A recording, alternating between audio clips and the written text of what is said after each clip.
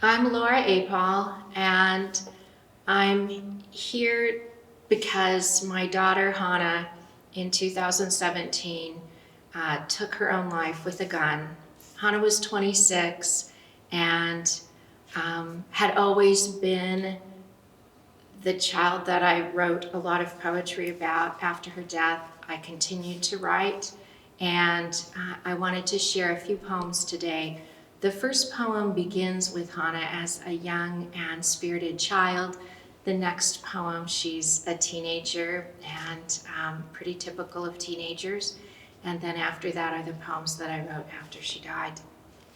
The first poem then is Hannah Teaches Me About Monkey Bars. When is she ever more beautiful than this? Shining as hand over hungry hand, she crosses the ladder of sun, swinging herself forward into day, willowy arms strong, shoulders taut, so in love with her own body I can hardly bear it. Now she grasps every bar, now every other, her reach lengthening forward, back.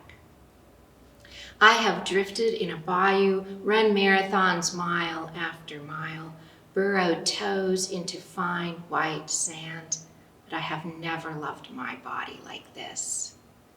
She glides easy through this dance, drops to the sawdust, and climbs to cross again, again, again. My eyes follow as, clear-winged, she rises and soars.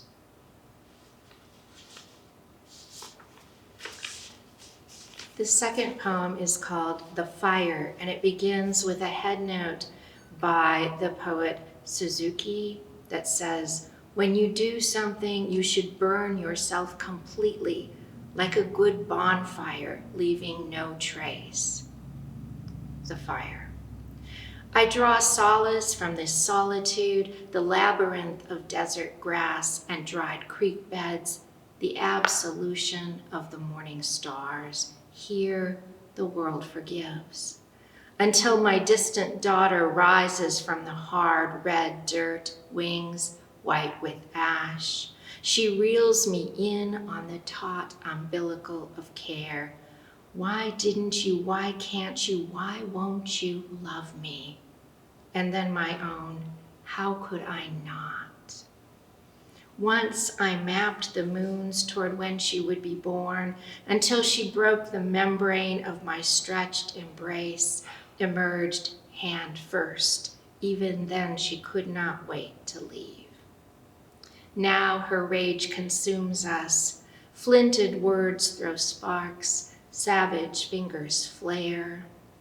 She points her fury across miles and years, and tinder that I have become, for her I burn.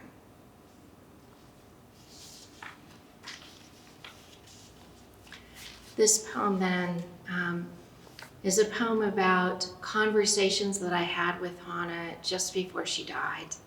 The poem is called Sea Glass, and after she died, I spent some time at the ocean, and that's where this poem comes from. Sea glass. The incoming tide is relentless. At my feet, white foam, bits of glass worn smooth. I thought she would be okay. She was buying a house. Hey, Mama Bear, I've got it arranged. I'm looking at properties Friday. The sea's glass is broken and broken and broken and tossed. Brown, green, white, blue, aquamarine. She said she would be okay. I'm looking at properties Friday, studied reviews, and ordered a Smith & Wesson online. Sea glass polished by currents. I've got it arranged. I was in Holland. She was buying a house. Did they do a background check? I said I could bring shoes for her from my trip. Let me know the size. It might be too late, but I'm a 10.5. She studied reviews, purchased a Smith & Wesson, and found homes for her cats. I'm looking at properties Friday. It might be too late. Sea glass the size of teeth. The tide holds more than enough. Why didn't she answer my calls? We can talk later. I've got it arranged. She was approved for a mortgage when she bought a Smith & Wesson. Did they do a background check? I'm a 10 and a half. We can talk later. I'm looking at properties Friday. Impossible occurrence. I was away. She stayed home from work, wrote a last note in her journal. This was ridiculously easy. It might be too late.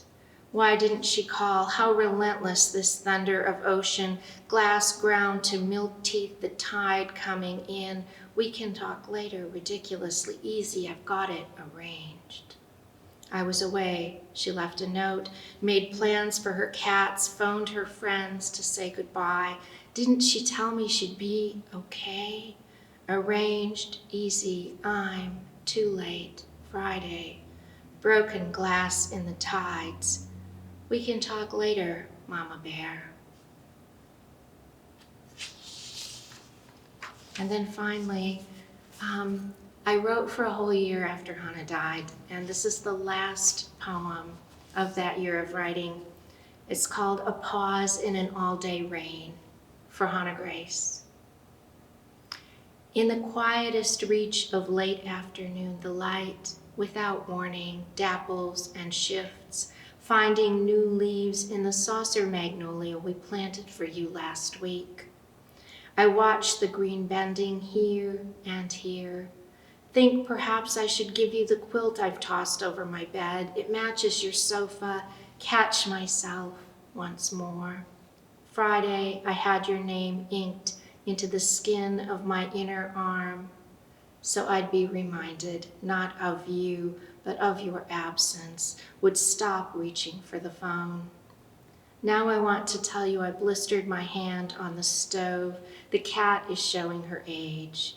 I've set up a pad and blankets near my desk. You should know I'm better with her, more space in the heart, perhaps. Good morning, love, I say out loud each day, on waking, to whomever is listening.